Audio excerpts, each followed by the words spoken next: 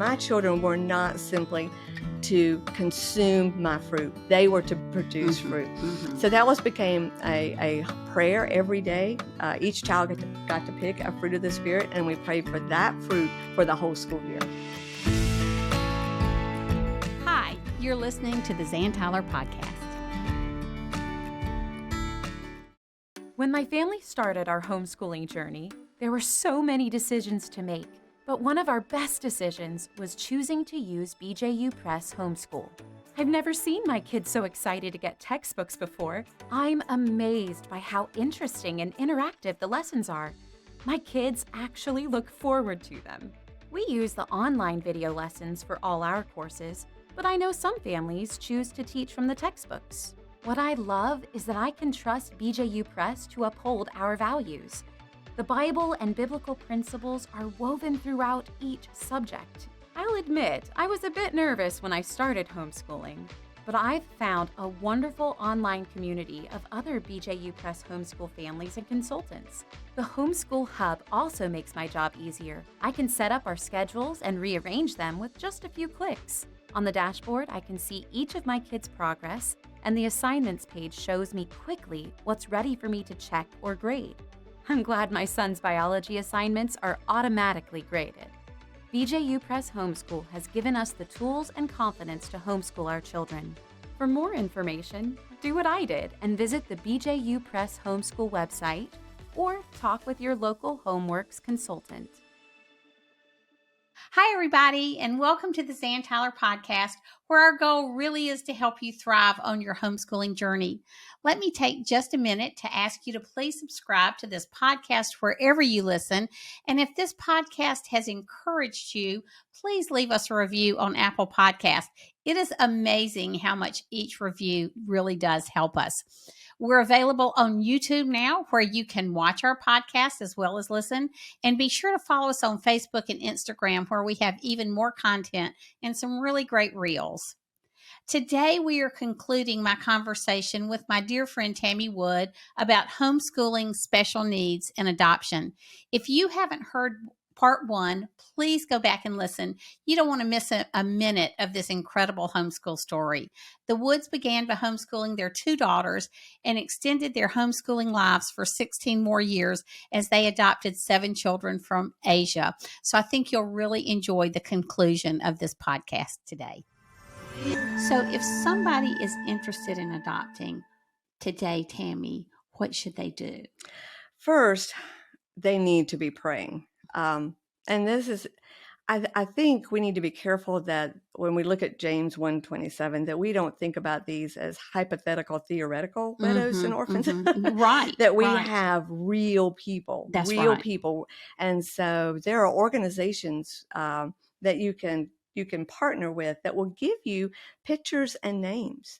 And so, and that's where, like I made my mistake, or I did the right thing. But my children at 5 saw pictures of these children that were, and we were praying for them every day in our homeschool by name. Now, that wasn't their real name, and we didn't really know where they were. Right. But that's not the point, is it? Yes, That's right. what God does. But it was building that heart of compassion in them, the knowledge that these children had real needs. I think so many times we don't give our kids enough credit to understand. We think, well, we have to shield them, or they're too young to understand, or whatever. But this is God's work, and He wants to work a heart of compassion in them. So I would say, first, just make sure that you're praying, not hypothetically, theoretically, but find pictures, people in your church, and it could be widows, or it could just be I don't know, immigrants. There's the Single Bible talks, moms. Right. Talks about the sojourners among us. There's a large number of vulnerable people that your kids can be praying for by name and understand. So in the elementary years, I would just constantly, daily make that, praying for them. And then there's things that you can do. if you have that widow that you're praying for on a regular basis, you're probably going to notice that, hey, we could go pick up their pine cones in their yard, or maybe we could, my kids could make them an Easter basket and drop it off, or, find out when their birthday is and take them out for lunch. There are things that you can do that has nothing to do with an organization. Right. That's right. So God will give you, you will see those opportunities and you will be excited about moving into them. And sometimes they work and sometimes they don't. Right. Like we had about 20 widows that we actually visited and did projects with, and sometimes things worked and, sometimes they didn't. But God calls us to serve and leave the results to Him. Exactly. And that's the other thing that I feel like that as homeschooling parents, we can appreciate the fact that God doesn't give us children to simply be consumers, to be eating our fruit of the Spirit. They don't just munch on my patience, my love, my long suffering. They're to be producers. And so as they learn to produce fruit, and they go out into the world, and they need to realize, I need patience because this person is not really into kids. Right. And you start to, they pick up on that real quick. Like, I'm just annoying them. And so then, but they have to learn that. They have to learn, I need to be patient with them. They may be the adult. So how does somebody choose between national and international adoption? That is really God's choice. I really feel like that God gives you a vision.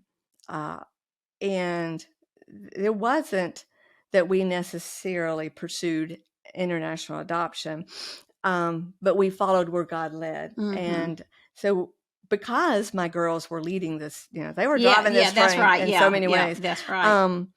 So we just sat down with them. Okay, so what was this going to look like? It had to be a girl, and she had to be from China. So we're like, all right, that's where we're going. And all of that to say that God had also put Bill in a profession where we had the resources to do that.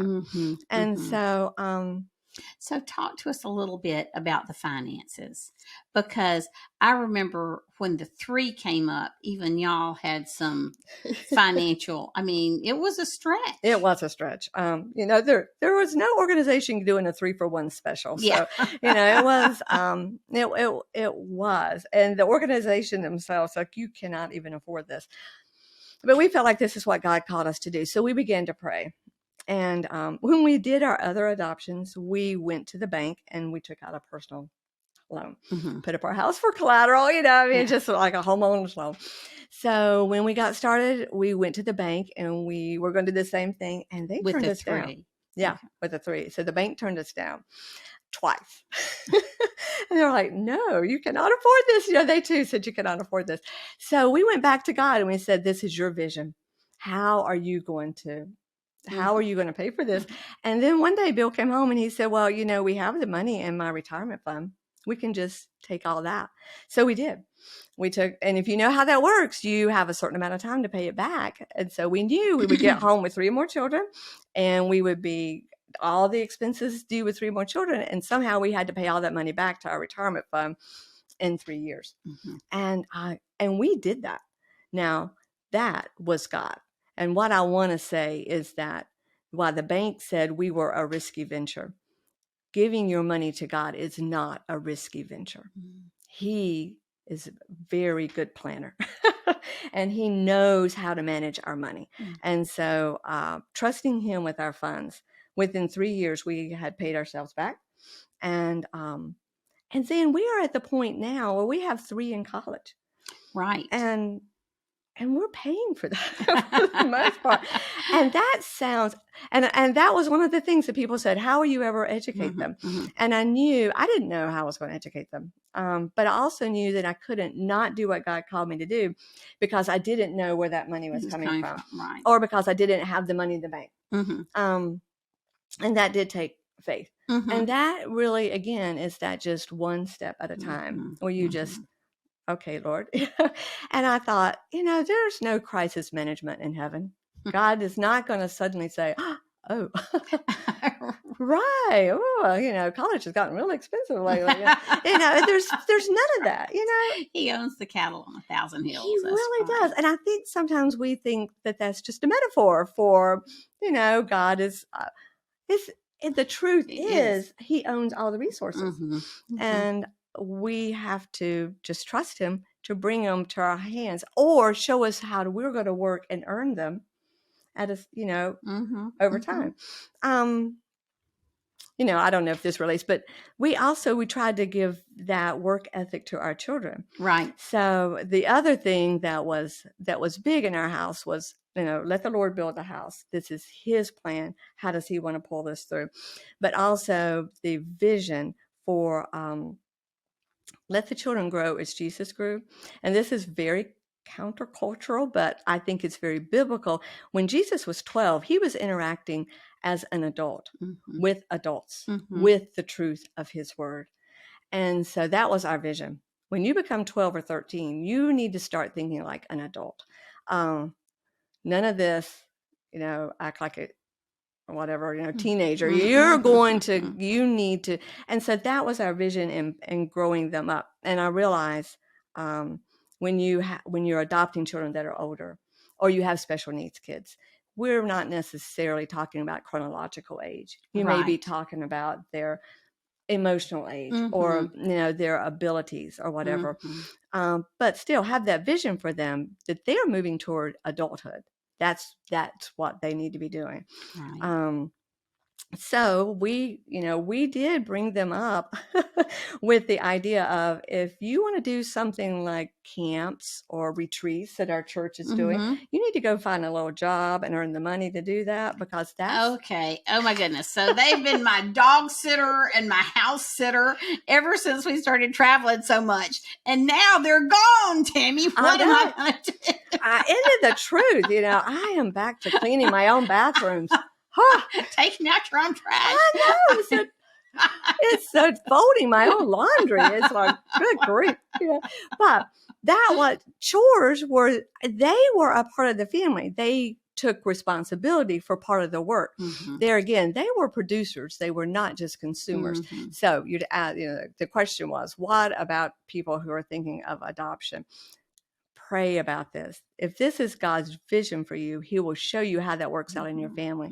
It may be coming alongside another family, like people came alongside me, helping them either in any ways. There's just a multitude of ways.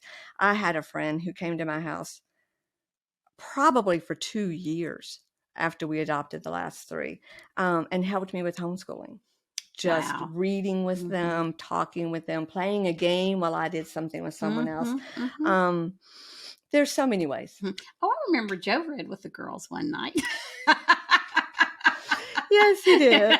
Yes. Joe was reading with Beth and Becca before they were probably reading, but they had memorized the book. Right, they had. But Joe is sort of funny, and he was rewriting these books.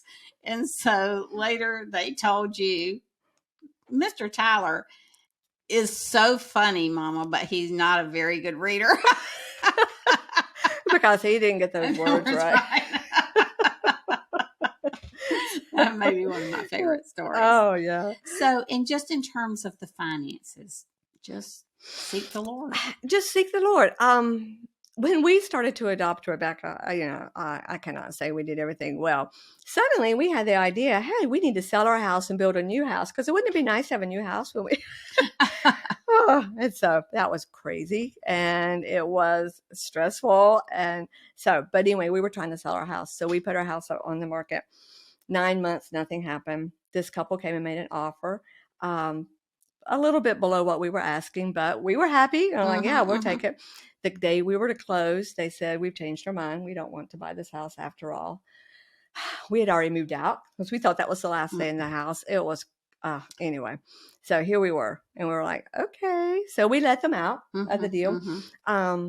3 months later, 3 months. That's a long time. Yes. When you're waiting and you're thinking, well, now it's, what are we doing? Anyway, we put the house, this woman came and she wanted to buy the house, and her offer was $10,000 over what we were asking. Wow. And the Lord said, take that extra $10,000 I just gave you and put it toward the adoption. I mean, now how many of us would have planned, well, I'll just wait. God will just sell my house for $10,000 more. Right. It's just one of those things. When we were adopting Beth, Catherine was already in college, and then Lucinda was going to college. They were both going to out-of-state private Christian schools that we were not getting, right, like the Life Scholarship for Palmettos or anything here. Yeah, none of that stuff.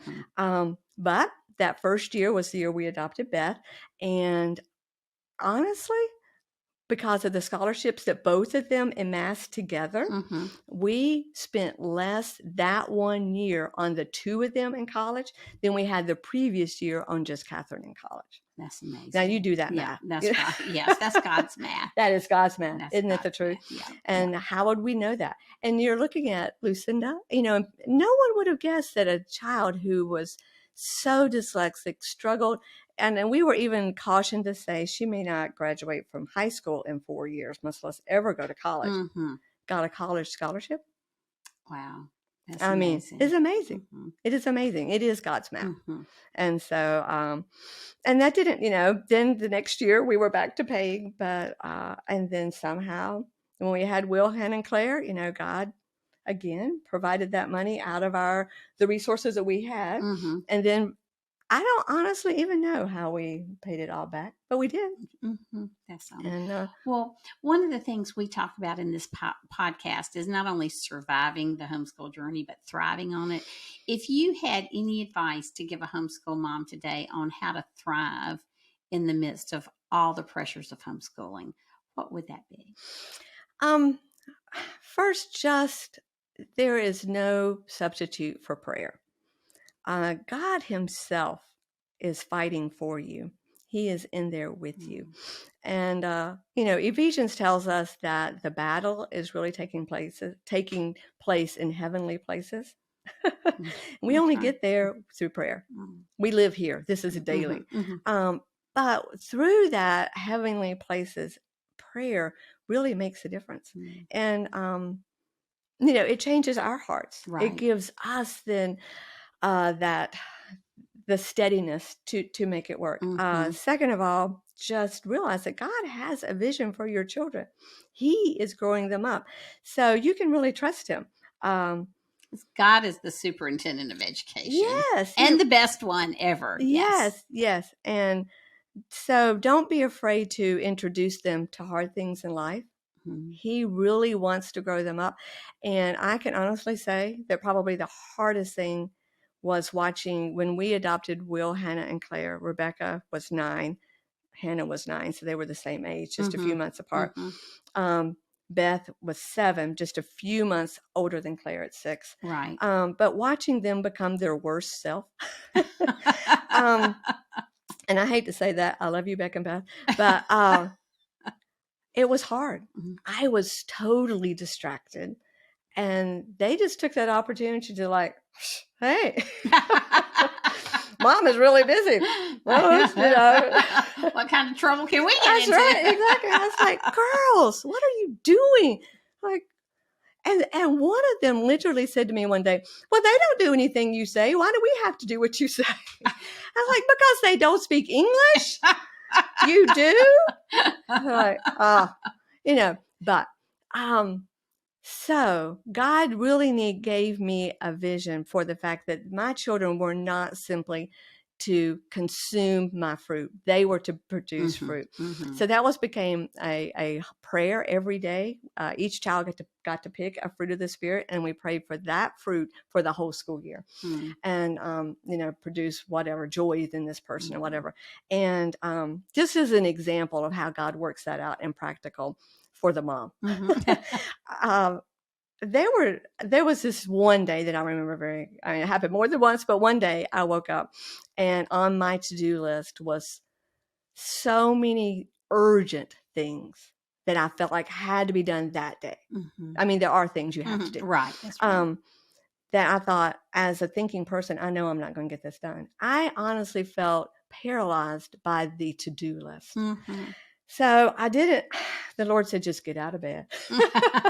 So first things first. Right. Got out of bed. I was so stressed. I honestly did not know what to do first. It was just paralyzing. I walked in, and in our house, I walked around the corner from my bedroom is the den. Beth is sitting on the couch, and she looks up and she says, well, today was my day to do the dishwasher, so I just went ahead and did it. And that was her fruit of steadfastness, of faithfulness. I knew what my chore was. I did it, and you didn't have to say anything. Now, in God's economy, what he did with that was he just filled my heart up. Zan, to be honest, my whole thought was, hey, I am now ahead of the game. We got the dishwasher done. The rest of the day is a piece of cake. Now, is that really true? No. But that was my attitude. That was the way I felt. And I do not remember anything else I did that day. And that was what? 10, 15, 20 years. I mean, it wasn't 20 years because she's only 20 now, but it was probably, it was several years ago. And nobody remembers what I did that day. Whatever was urgent somehow got accomplished at some point. But I went through the day feeling accomplished and like, I can do this. And so I ate her fruit, and her fruit filled me up. And your kids can do that for you. You know, on the days where you don't feel like you got it. Right. Then God will give them fruit if they have that vision for, I need to be producing fruit. I need to be faithful and working. So Tammy, thank you so much for being here today. I know you're not on social media, so I think what we'll do is in some of our show notes for today's episode, we will put some advice for people who want to look more into adoption. Maybe we can come up with some resources together. Right. And those will be in the show notes. Right. And then, just do what Tammy did. Right. Pray for those organizations first, and then God will show you that next step. Right. And you know where to find me, ZanTyler.com, and you can find my social media handles there. We're so happy you could be with us today for this special episode of the Zan Tyler podcast. Thank you, and may God continue to bless your families.